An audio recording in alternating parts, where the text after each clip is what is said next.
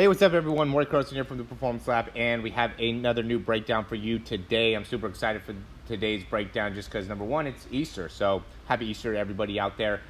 Second is because it's something that's very close to and dear to me, which is the receiver start. I obviously started with more of a football background for any of you guys that don't know more about me, but so being able to compare the stance getting out of the blocks in comparison to your receiver stance is going to be something that I'm really going to enjoy. So we'll go ahead and get started here. One on the left is going to be a out of the blocks, start obviously, and then we have the receiver start here on the right. Big thing that stands out is that when you're getting out of the blocks or a 3-point stance, the big thing is that you're starting low, and from there you're transitioning all of your weight just forward, where when you're starting as a receiver, the first thing that you have to kind of do is like dip yourself down as you're starting, right? So now there ends up being a difference in how the body moves because of where our position is from like a spine perspective and even the start perspective, right? We're starting low when we're getting in a 3-point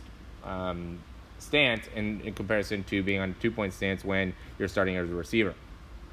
Next big thing is that as we're transitioning through, there still wants to be a focus on being able to maintain the same type of angles within the spine, right? We don't want to end up being too rounded within the spine. We also don't want to be popping too much up, and we also want to be very much on our toes, which is a similarity between both of them, right? We want to be able to maintain that, but you're going to be at obviously a lot higher position when you're coming out from a 2-point stance in comparison to a 3-point stance. But in some of the flaws that I have on even my 3-point stance and getting in my start, it's some of the same things that I'm suffering with on my 2 start as well. So there's also some similarities in how the body wants to be able to get going and what are some of the limitations and how they apply. So make sure you're keeping more of your weight on the balls of your feet here as you're going through. You don't want to end up having your heels down too much. You can see I'm much better being able to keep my weight up on my toes and not getting my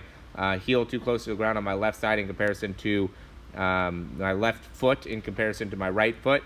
But then also, as we get going, when you're getting it from a 3-point stance, there's a lot more time where you're spending and you're building up, right? Like these are all steps. Like right here, this is probably like my 5th step here on the video on the left, where on my 5th step on the right, I'm going to be much more into my top end speed. I'm going to be running a lot faster, a lot earlier on in my overall takeoff. So because from a 2-point stance, you're able to get into your top end speed or closer to your top end speed a lot faster. It's a little bit different of a overall thought process where, both of them you end up really wanting to get to top end speed pretty fast, but you're going to have a little bit more patience even when you're running the 40-yard dash when you're running here, where you're going to kind of let yourself get into your top end speed and you're not putting as much pressure into it, where on the right side when you're as a receiver, the expectation is really to be able to put a lot of pressure very fast on that corner, so you have a lot of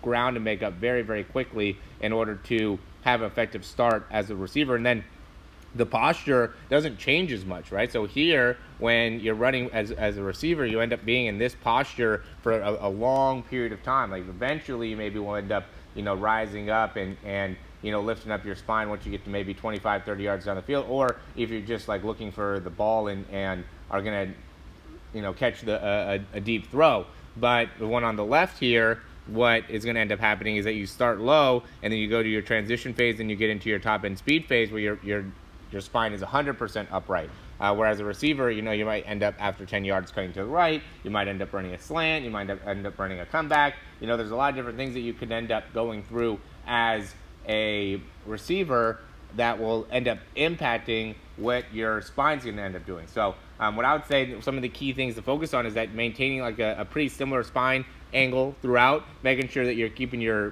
heels off the ground throughout, making sure that your feet aren't getting too far back behind you, you're maintaining a big knee drive through each one of these steps, and you're also keeping your head fairly out in front of your hips. You don't want to end up being too straight up as you're running. Where on the left side, you want to be patient, right? You want to have some of those same things where you want to keep your heels up off the ground. You want to keep in your drive phase for a little bit longer. You want to make sure that you're at the beginning focusing on your quickness, while when you get into your transition phase, that's when you really start to open up. You want to be patient in how your spine goes, so you start with your chest really far out in front of you, and then as time goes, you slowly start to lift your spine up with over time, and don't just pop up right out of your overall sprint. And then as you're going, you get to the point where you really are pretty much standing straight up. You're gonna have a slight forward lean in the spine, but for the most part you end up standing up, and then you're just trying to land with your feet right underneath you on each one of your steps to the best of your ability, where on the right side as a receiver you're going to kind of end up with your feet landing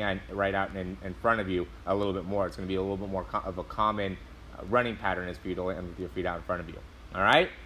So just some comparisons between really a 2-point stance and a 3-point stance when it comes to sprinting. If you guys have any questions, we'll be happy to answer them for you. And as always, I hope you guys are staying safe, and we will talk soon.